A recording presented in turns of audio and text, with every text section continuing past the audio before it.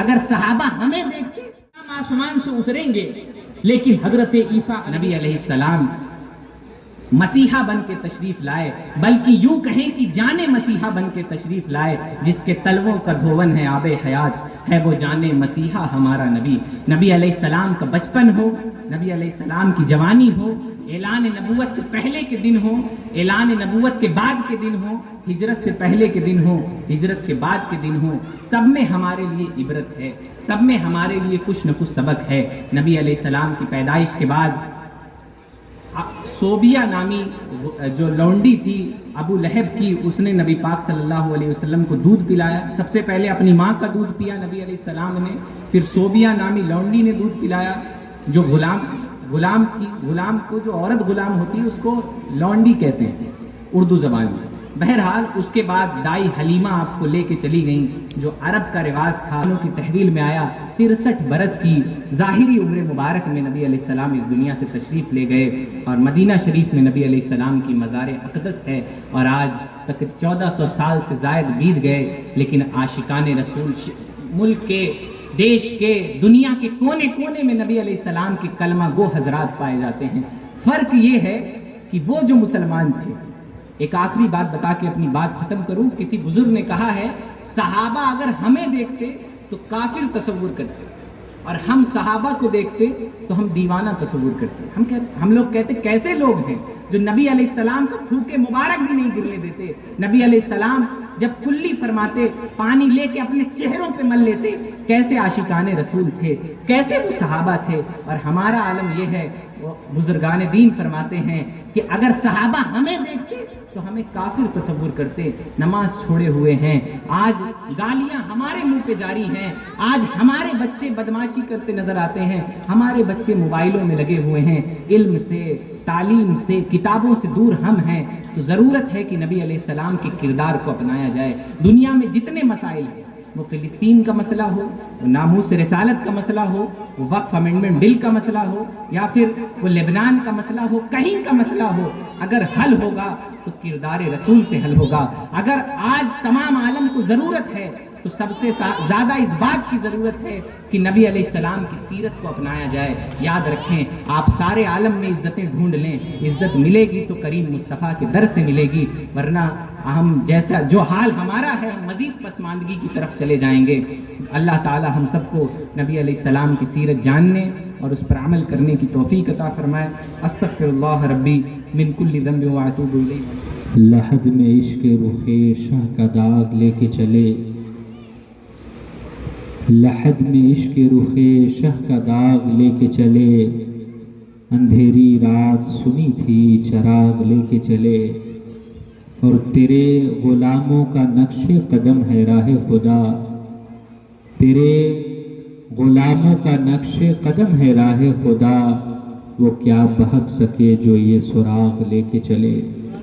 آئیے ہم اور آپ مل کر عقیدت و محبت کے ساتھ اپنے اور ساری کائنات کے مرکزی عقیدت جناب محمد الرسول اللہ صلی اللہ علیہ وسلم کی بارگاہ بے کس پناہ میں درود پاک پیش کر لیں اور پڑھیں، اللہم صلی علی سیدنا و شفیعنا و حبیبنا و مولانا محمد و بارک وسلم، صلاۃ و سلام علیک یا رسول اللہ صلی اللہ علیہ وسلم۔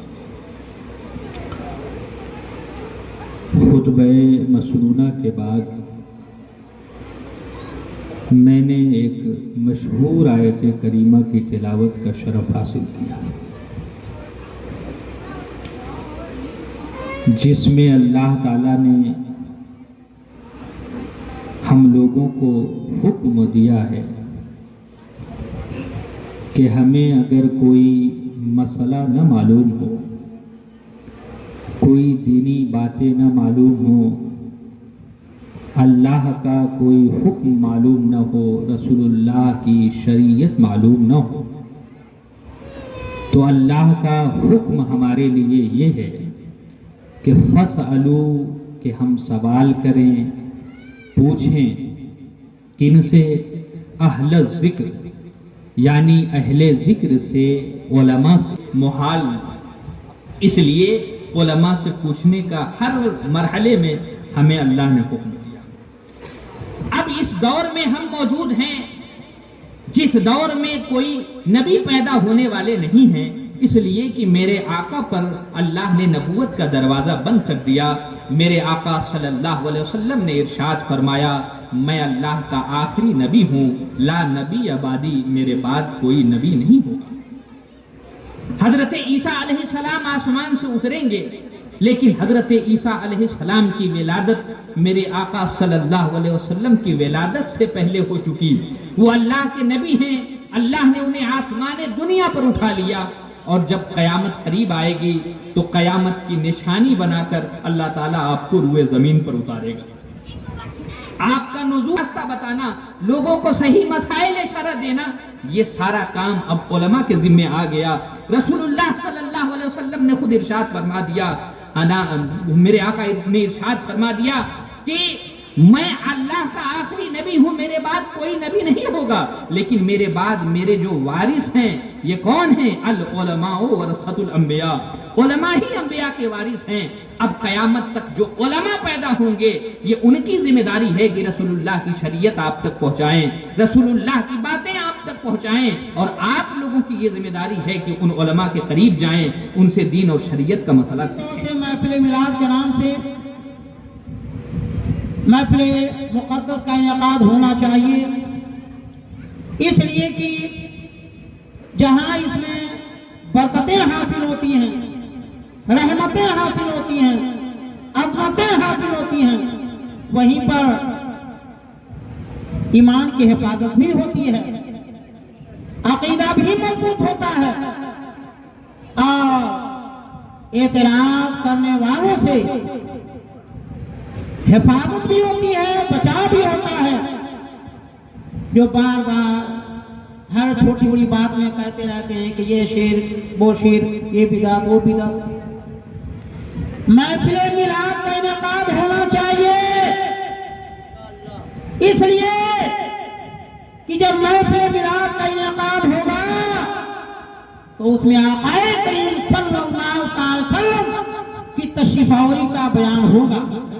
اس میں یہ کہا جائے گا کہ ہمارے آقا نور بن کر کے ظاہر ہوئے، ہمارے آقا برہان بن کر کے ظاہر ہوئے، ہمارے آقا رحمت العالمین بن کر ظاہر ہوئے، ہمارے آقا شاہد مبشر اور نذیر بن کر ظاہر ہوئے۔ حضرت آمنہ رضی اللہ تعالی عنہا کے شکم مبارک سے دنیا میں تشریف لائے، تاکہ اسے یہ پتہ چلے کہ جب جب محفل پاک کا انعقاد ہوگا اور آقا کریم صلی اللہ علیہ وسلم کی ولادت کو بیان کیا جائے گا، تب تک شرک کا کوئی مسئلہ ہی نہیں رہے گا۔ شرک اس کو کہتے ہیں کہ اللہ کی ذات کو شریک کر دیا جائے۔ جو اللہ ہے وہ پیدا نہیں ہوا، جو پیدا ہو گیا وہ اللہ نہیں ہو سکتا۔